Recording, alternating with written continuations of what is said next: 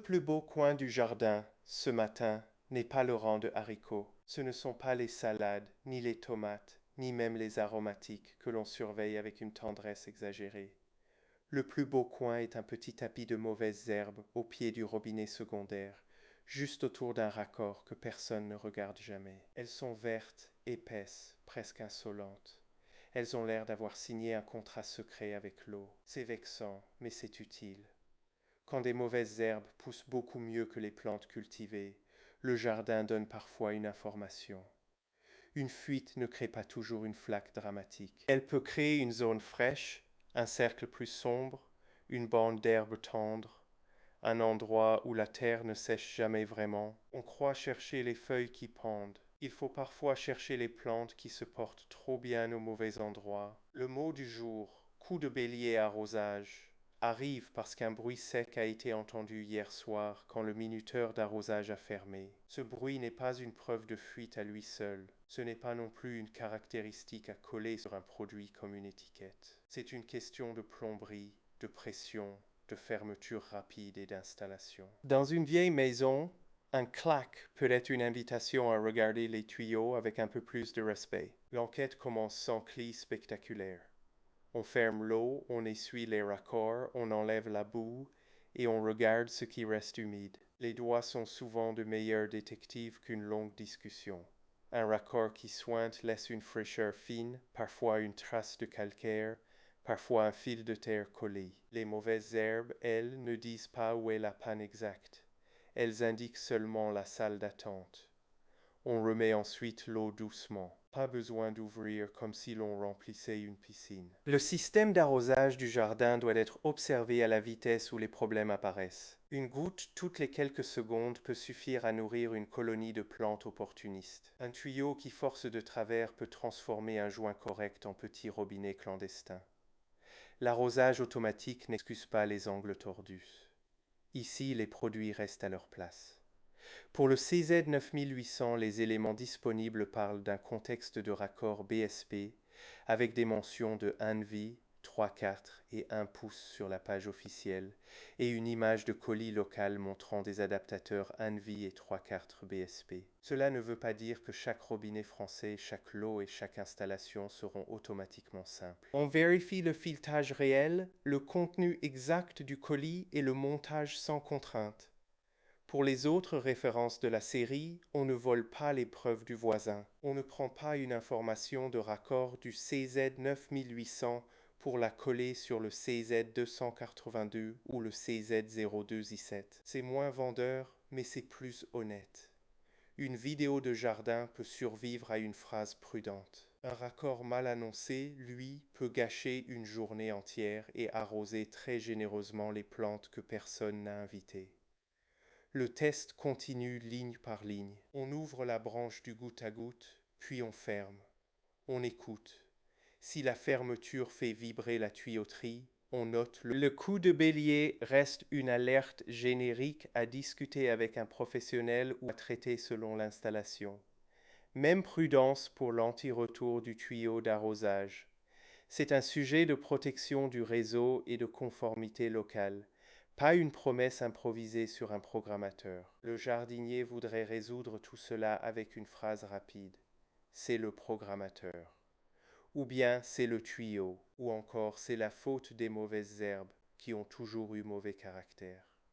Mais un système d'arrosage aime les coupables multiples. Un tuyau tendu, un raccord un peu court, une fermeture trop brusque, une ligne posée dans une pente, une terre compactée autour du robinet. Chacun ajoute une petite pièce au puzzle. On change donc le décor avant de changer le matériel. Le tuyau est replacé avec une boucle souple. Le raccord ne porte plus le poids de la ligne. La zone de passage est dégagée pour que personne ne marche sur la jonction. On ajoute une note près du robinet. Vérifiez ce point après chaque modification. C'est une phrase terne. Elle a pourtant plus de valeur que beaucoup de grands projets d'arrosage écrits sous le soleil. Le minuteur d'arrosage est ensuite relancé sur une durée courte. On n'y cherche pas à prouver que tout est réparé pour l'éternité. On cherche à savoir si la terre cesse de foncer au mauvais endroit. Le goutte à goutte doit humidifier la ligne de plantation, pas le pied du mur ni le couloir de service. Si le cercle des mauvaises herbes reste le plus heureux du jardin, l'enquête n'est pas finie. Les frontières d'usage reviennent au moment du rangement.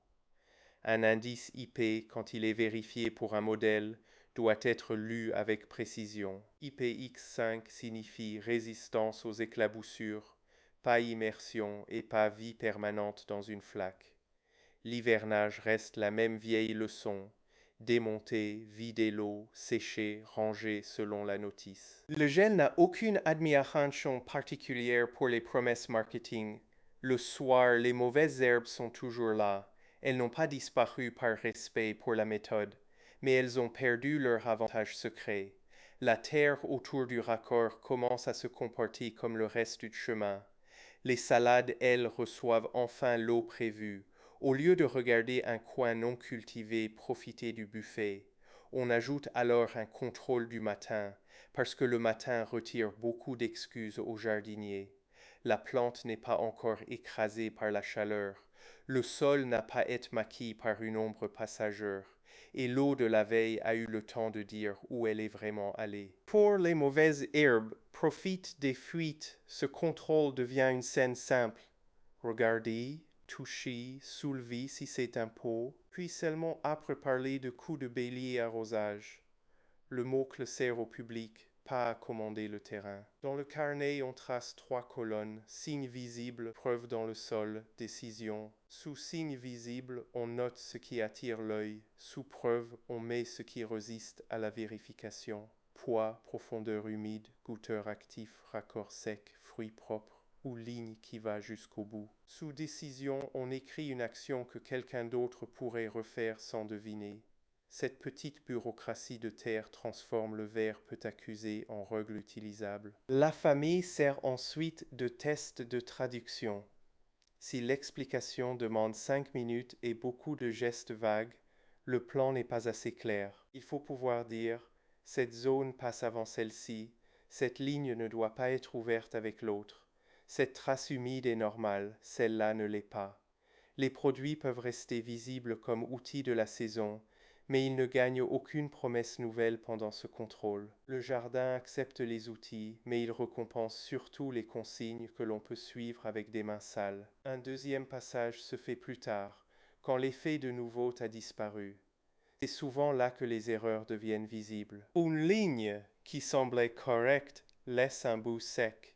Une durée qui paraissait prudente mouille seulement la surface. Une zone que l'on croyait fragile tient mieux que prévu. Le jardinier barre une hypothèse, en garde une autre, et apprend à ne pas confondre chercher l'eau en trop avec une conclusion définitive. Les limites techniques sont volontairement répétées, non pour faire peur, mais pour protéger le récit. Le coup de bélier reste un sujet de plomberie. L'anti-retour reste une question de sécurité du ressaut et de règles locales. L'indice IP se lit avec précision, sans transformer les éclaboussures en immersion. L'hivernage veut dire démonter. Ces phrases encadrant un raccord ne doit pas porter le tuyau sans l'utiliser comme argument de vente. La dernière note concerne l'eau invisible. Celle qui compte vraiment n'est pas toujours celle que l'image montre. Elle est dans le poids retrouve, dans la tranche de sol plus sombre, dans le fruit qui reste propre, dans le bout de ligne enfin humide, ou dans l'absence d'une flaque près du raccord. Quand cette preuve invisible apparaît, le planning devient moins brillant et beaucoup plus fiable. C'est exactement le genre de progrès que la Terre accepte de signer. La leçon du jour est simple et un peu humiliante. Le jardin ne montre pas seulement les manques d'eau, il montre aussi les excès, les fuites, les cadeaux involontaires. Quand une zone pousse trop bien sans raison, il faut lui demander d'où vient son privilège. Une mauvaise herbe vigoureuse n'est pas seulement une mauvaise herbe. Dans un système d'arrosage, c'est parfois un détecteur vert, gratuit et terriblement satisfait de lui-même.